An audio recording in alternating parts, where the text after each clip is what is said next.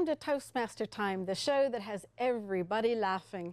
My name is Trish Gray, and I'll be your host for this edition of Toastmaster Time. And yes, I did say laughing, because today we have a special treat for you. We have winners from the 2013 Toastmasters District 57 Humorous Speech Contest. If you don't find today's show funny, then I have concerns about you, because these are two very humorous speakers. So let me start with our first guest, Kevin Thornton from Bioradical Toastmasters. Welcome to the show. Thank you. Now, how long have you been a Toastmaster? I've been a Toastmaster for about 6 years. 6 years. And what made you choose to join Toastmasters? Well, all my life I've been struggling a little bit with communication skills. I have a little bit of autism, and that makes it a little hard for being social. When I heard about Toastmasters at work, I thought, well, what a great opportunity to get out and socialize in a safe environment. Yeah, you know, they clap a lot, say, great job. So yeah, we try and be very supportive. And they've got your back. Now, what are some of the benefits you feel you've gotten out of being in Toastmasters? Lots of practice. What they say is practice, practice, practice is what makes perfect. Now, have you felt it has benefited you for the skills you need at work? Skills at work. They teach leadership, which is something I want to do. They teach communication. Of course, I get to get up and give speeches, impromptu speaking, which is something I really need. Okay. Now, this is a humorous speech. How long have you worked on this speech? This speech I actually started on over a year ago. Wow. Okay. But I actually originally wrote a different speech, and my wife had the courage to tell me, it's no good. She says, I like this speech you wrote last year. Please give it. Okay. Followed her advice. Now, you said you got feedback, but where did you go for feedback? Just lots of different Toastmasters clubs, or? I went to my own club first. Okay. But I also went to my coworkers. So I presented this to 2 different groups of my coworkers and got feedback from them. I went to 2 different parts of my club. Our club actually has 2 campuses, so I went to both campuses. Okay. And you felt that the feedback helped kind of refine and shape your speech a little bit better? Absolutely. The more Great. feedback you get, the better. Awesome. Well, that's what Toastmasters is all about. Now, are you ready to give your speech? I am. Okay. Well, just sit there for just a moment. But in the meantime, I'd like to speak to our audience about what some of the judges are looking for, because in a contest, you have to have judges and you have to have criteria. The judges are looking for content, delivery, and language. Content would be items such as the speech purpose, the effectiveness, the organization. Delivery is how they move about the stage, how they use their voice. All of those items go into making an award-winning speech. Well, I see our speaker is ready. So let me introduce our first speaker, Kevin Thornton, the Infestation, Kevin Thornton. Have you seen the latest headlines? Plague causes panic, fear, and terror throughout the world. Its symptoms? Migraines, hypertension, and insanity. Have you experienced any of these symptoms? If so, you have most likely been infected by this insidious parasite. Teenagers! Madam Toastmaster, fellow Toastmasters, and parents of teens everywhere. As a teen infestation survivor, I am here to assure you there is hope. There is a cure. Survival against this infestation requires that you understand 3 important things. 1, that you be able to recognize a teen should you come across one. 2, that you understand the very real threat they pose to you and your well-being. And 3, that you know how to remove a teen should one infest your home. Teens are mammals found throughout the world, clustered primarily around television sets and video games. They are thought to be related to the common sloth because of their lazy manner and sloppy dress. They infect homes disguised as cute, cuddly little babies. Don't be deceived. This is a lie. In these early years, teens study you, learn your weaknesses, and lay plans to defeat you. All teens are dangerous. Males of this species break out in swarms, raiding your kitchen, looking for anything to eat. Within minutes, an entire week's worth of groceries vanishes, including the cake you made for tonight's PTA bake sale. All that remains in the aftermath is crumbs on the floor, dishes in the sink, and an empty cake pan in your trembling hands.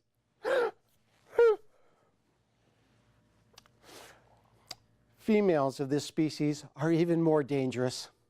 They attack dads without mercy by giving him a kiss on the cheek and a whisper in the ear, "Love you, Daddy."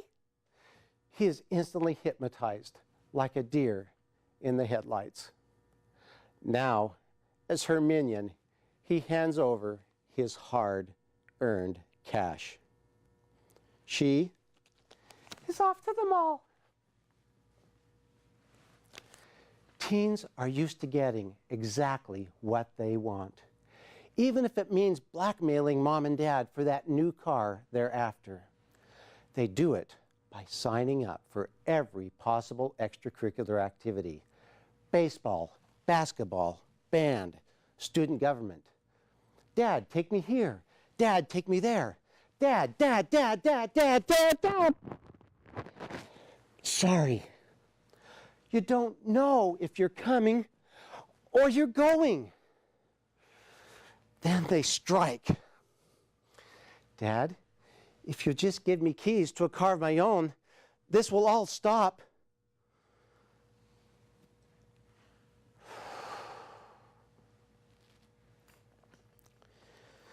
In defeat, you hand over keys to a car of their own with a simple plea: please drive safe and keep it maintained.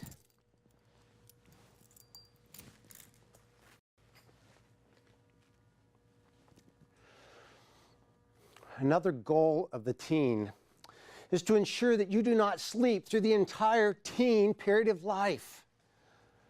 Just as you're getting into that restful state, the call always comes.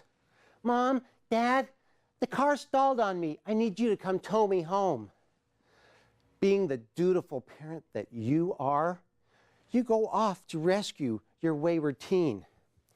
You check the car over, the gas tank. It's running on fumes, as usual. You put gas in it. You check the battery cables. They're loose, of course. You check the oil. There is no oil. You blow a head gasket. Within minutes, your teen has taken a $7,000 car and turned it into a $50 piece of scrap metal on wheels. Ah!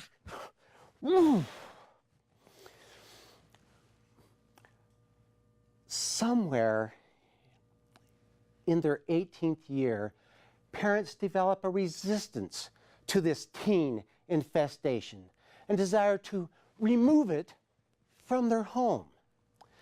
This is not easy, but can be done with the help of a specialized state or private institution. These colleges and universities are very expensive, but effective. I highly recommend them. However, it is possible that your teen may try to reinfect your home after this 4-year institutionalization. Therefore, I suggest that you do one of two additional things. One, that you move into a retirement community that does not allow teens.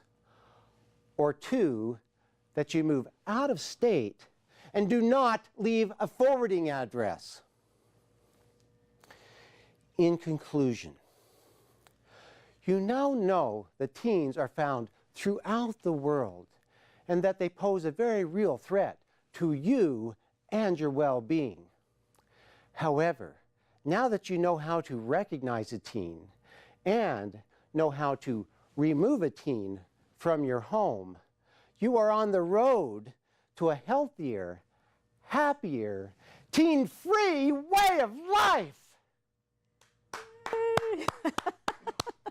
Wow, now I know what to do if my house is ever infested with teens. And that was just the first speaker. We have to take a short break, but you are watching Toastmaster Time, and we'll be right back. Name an effective political leader in history who couldn't speak well.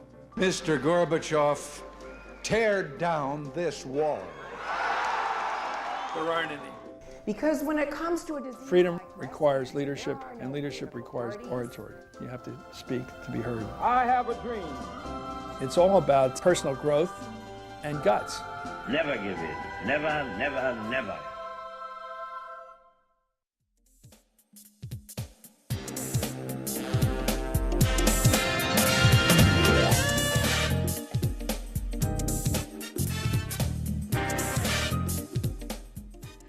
Welcome back to Toastmaster Time, the show that has everybody smiling. I hope you enjoyed our first speaker, but we have another speaker coming. And so for now, I'd like to introduce our second speaker, Michael Alexander from ARPB Toastmasters. Welcome to the show. Well, thank you, Trish. And how long have you been a Toastmaster? 10 months since January. 10 months, and you're already a winner at the District 57 Humorous Speech Contest? I am so impressed. Now, why did you decide to join Toastmasters? Well, several years ago, I was in a network marketing company, and I was very excited about the opportunity. And what I noticed was that the guys and the ladies that were making all of the money were on the stage, and they had the ability to excite people and make them laugh and make them cry. And I thought I'd like to do that one day.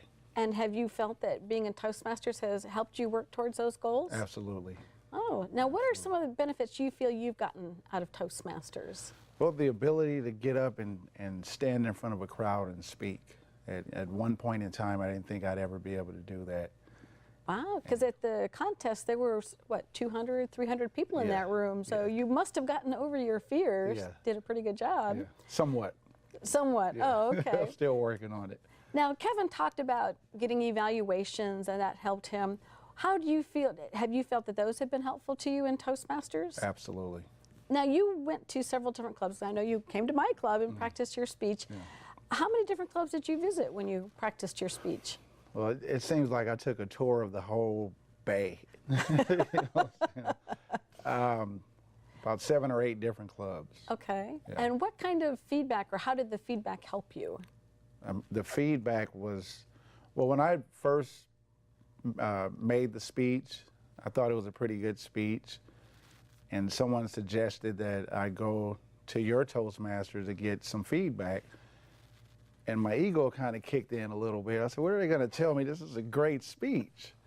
But when I got to your club, you know, you guys had some awesome feedback for me to help me to tweak the speech and to make it better. Good, okay, because I noticed you didn't make big changes, but there are a couple little changes I noticed from your speech. Made some tweaks, yes. Wonderful, okay, all right.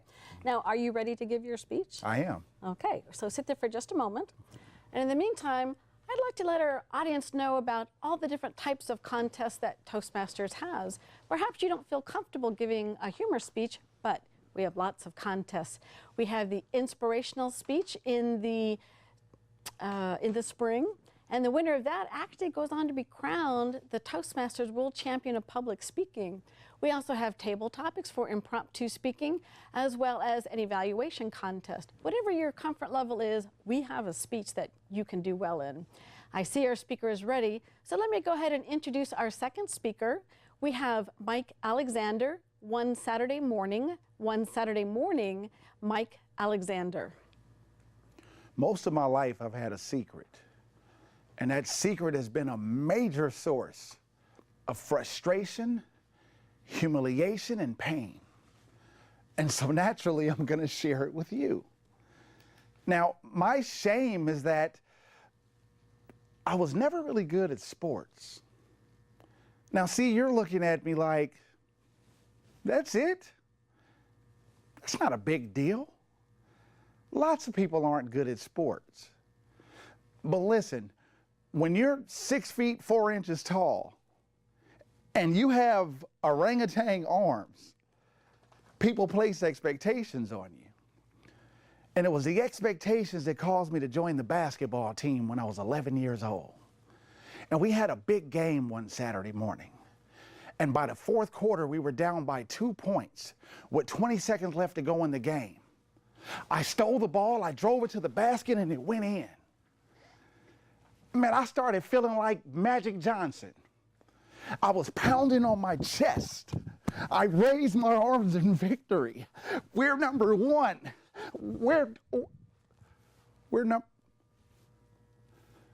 I look over and I see that the other team is celebrating right along with me. And I thought, well, that's odd. And then I looked over at my team and they were all stone-faced. And so I knew something was wrong. And so I looked up at the scoreboard and I could see exactly what the problem was. I had accidentally shot the ball in the wrong basket and won the game for the other team. Yeah. My teammates were all shaking their heads at me in disbelief. The coach was so mad, he took his playbook and he slammed it to the ground. A little old lady stood up in the bleachers and said, "You suck." She was so mad at me that the ref had to calm her down. He said, "Lady, what are you doing? These are 10 and 11-year-old boys. You can't talk to them like that."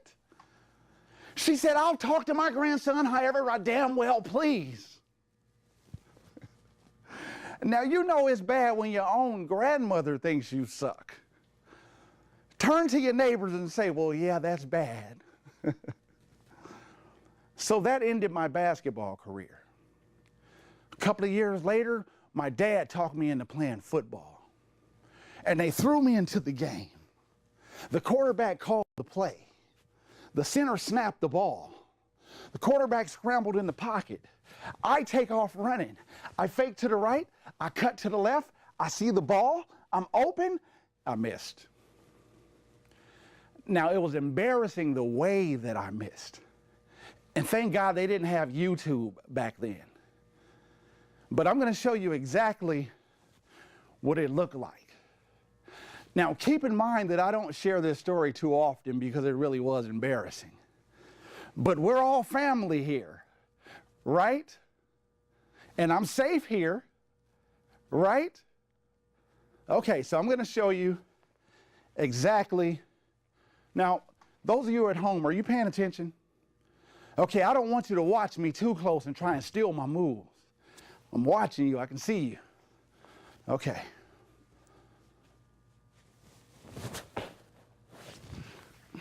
Who catches like that? My teammates were all shaking their heads in disbelief. The quarterback was so mad he pulled his helmet off and he slammed it to the ground. A little old lady stood up in the bleachers and said, "You suck." I said, "Sit down, Grandma." That ended my football career. And for many years, I felt like I had let everyone down. But all of that changed for me one Saturday morning. You see, my little nephew, Devontae, had joined the basketball team, and so I went to support him. And so I walked inside the gym, and I see Devontae, and I see his teammates, but the coach never showed up. And by the third quarter, they were down by 25 points going into the fourth quarter. Their confidence, gone. Their heads were hanging low. And it was so bad that the little old lady that was sitting next to me stood up and said, "You," I said, "sit down, Grandma." I couldn't take it anymore. I ran down out of the bleachers. I grabbed my nephew and his teammates. I said, "Listen, I have good news and I have bad news. The good news is that I'm going to be your coach for the rest of the game. Bad news, I don't know the first thing about being a coach. I have more good news than bad news. You're down by 25 points. You have no coach. And everybody in the entire gym expects you to lose this game. But here's the good news. You don't have to do what they expect you to do. You can still win this game. They walked back out onto the court, a completely different team. And for the next several minutes, they just kept chipping away at the lead, chipping away at the lead, chipping away at the lead. They went from being down 25 points to being down only 1 point with 3 seconds left to go in the game, and they lost by 1 point. But as soon as the game was over, everyone rose to their feet and gave them a thunderous round of applause for the display that they had put on. I've never been more proud. And those little boys taught me something one Saturday morning, that you can spend your entire life trying to live up to the expectations of other people and still be miserable. Or you can follow your own heart and give yourself a chance to win. And so everyone began to clear out of the stands. And I looked up in the bleachers, and my grandmother was still sitting there, and she's staring at me. And my heart started racing, because what is she going to say now? Is she finally going to give me the approval that I've been yearning for all of these years? And she stood up in the bleachers and she said,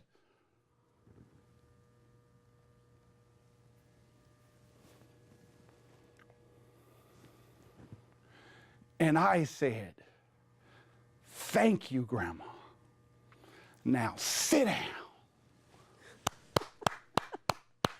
Wow, I am in awe of that humorous speech. Something for me to look forward and maybe get some ideas about.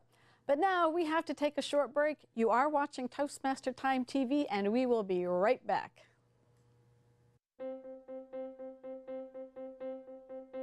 Name an effective political leader in history who couldn't speak well. Mr. Gorbachev, tear down this wall. There aren't any. Because when it comes to a disease, Freedom requires leadership, and leadership requires oratory. You have to speak to be heard. I have a dream. It's all about personal growth and guts. Never give in. Never, never, never.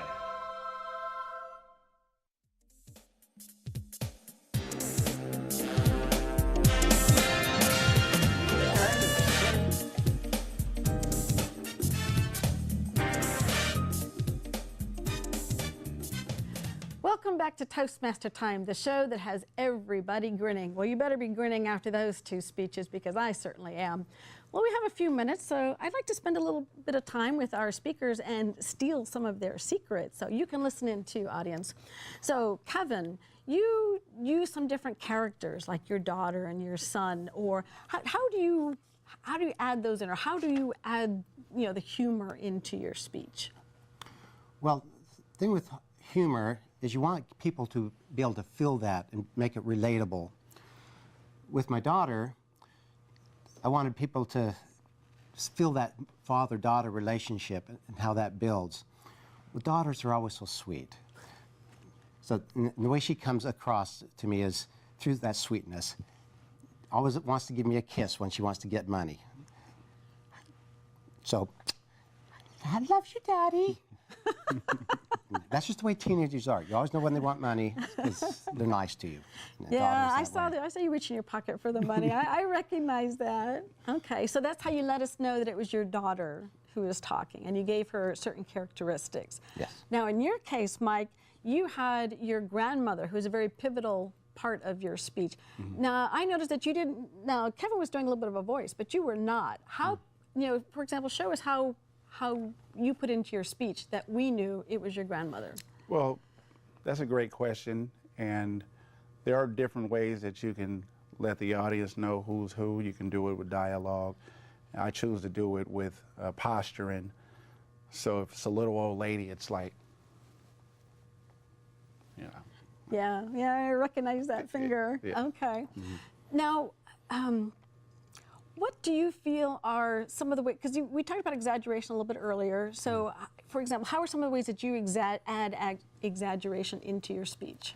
Well, ways of adding exaggeration is when my son took the cake, is I want people to feel that emotion. So I put in the shaky voice that took my cake. I added the trembling hands. Then I added the tears. I want my cake. So you can add that into your voice, the way you hold your hands, the way you hold your body. Okay, so you put it all together to add that exaggeration in to make it funny. Okay, well that sounds pretty awesome. Now just one quick, and we'll make this real quick. For example, the callback, like we used your grandmother. What is the purpose of having a callback? Well, I noticed that a lot of stand-up comedians, they'll say something funny and they'll get a good response from it and they'll bring it back. And it's a pleasant treat for the audience for you to bring it back, and you know. Okay. All right. Well, I really appreciate having you on the show today. Now, I know our audience is just dying to know how you placed in the contest. So, for our studio audience, let me tell them that for the winners of the District 57 Humorous Speech Contest, first place was Mike Alexander from ARPB Toastmasters. Second place was Justin Paris with Citizens for Better Communicators Club, and third place was Kevin Thornton from Bioradical Toastmasters. So I think you've gotten over your little concerns about speaking in front of the public. So I think you both did just an awesome job. I really enjoyed having you. Thank you very much. So what I'd like to do is that's our show for tonight. And in case you would like more information about us, you can go to our website, which is toastmastertime.com.